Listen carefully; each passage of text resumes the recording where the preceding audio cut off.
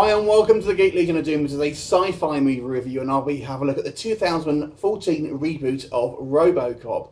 So RoboCop, in case you haven't seen the original, it's one of these beloved 80s movies that was kind of renowned for its kind of ultra-violence, but was kind of packaged afterwards as a kind of kids product with all the sort of merchandise and stuff like that. A classic film, much regarded. It had some kind of poor sequels that sort of followed it, including a couple of crappy TV movies. But the original movie is one of the sort of seminal 80s movies and very well regarded. And that one starred Peter Weller. So cut to the 2014 reboot. Now, I call it a reboot rather than a remake because although it does follow the kind of the same basic story structure, I will suggest that it has enough different where it's kind of just taking the original concept and kind of making it its own thing. So, and this is actually going to be a relatively positive review. I do have a couple of issues with it, but overall, for the kind of naysayers who are kind of very much against the reboot, if you've kind of seen like these things like Total Recall, you think, oh, do you know, they shouldn't be making these films. This one's actually pretty decent. So to give you a very brief story synopsis, the story focuses around a policeman called Alex Murphy, played by Joel Kinnaman, who is from TV's The Killing, which I haven't actually seen. So this guy was pretty much an unknown to me. And one of the issues I do have with this movie, he was a little bit one note and kind of didn't leave any lasting impression. When you kind of look back and think about this movie, you'll never really be thinking about his performance, I don't think. You'll be thinking about the kind of the effects and kind of that sort of thing and the kind of designs. Nevertheless, he didn't do a bad job necessarily, just unmemorable.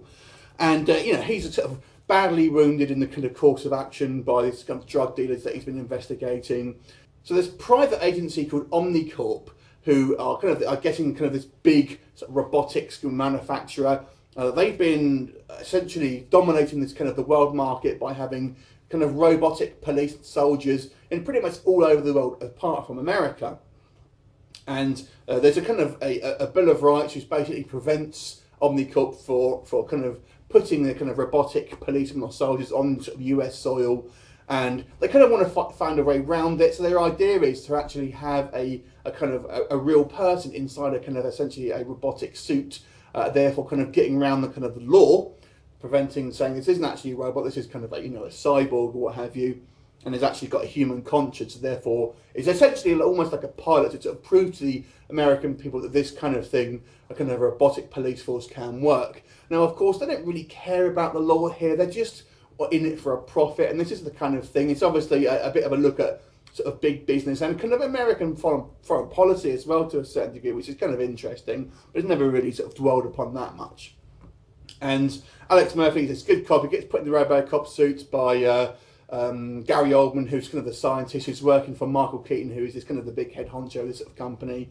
And, you know, they kind of want to essentially kind of, although he's presented as kind of this human face of this OmniCorp, they kind of want to dial down his humanity and really just have the robot take over. But basically, as far as the public's concerned, it's a human mind working it. And so within sort of RoboCop's own sort of consciousness, he's sort of fighting a battle between his human consciousness and the kind of the robot program inside of him.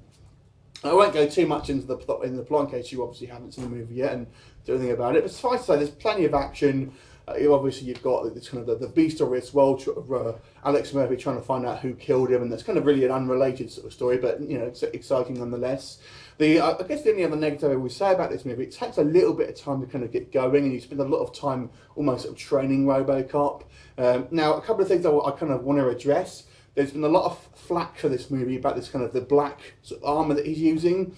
I actually thought it's quite good. He does have a silver armour initially, but when you think about it, I think if you are going to make this kind of tactical sort of robotic sort of being, it makes sense for them to be a kind of a more tactical rather than kind of shiny silver, which is obviously going to sort of stand out a bit more. So it kind of makes sense when you think about it. So I don't really have a problem with that necessarily. And once you kind of get used to it, you actually think, oh, yeah, he does look kind of cool.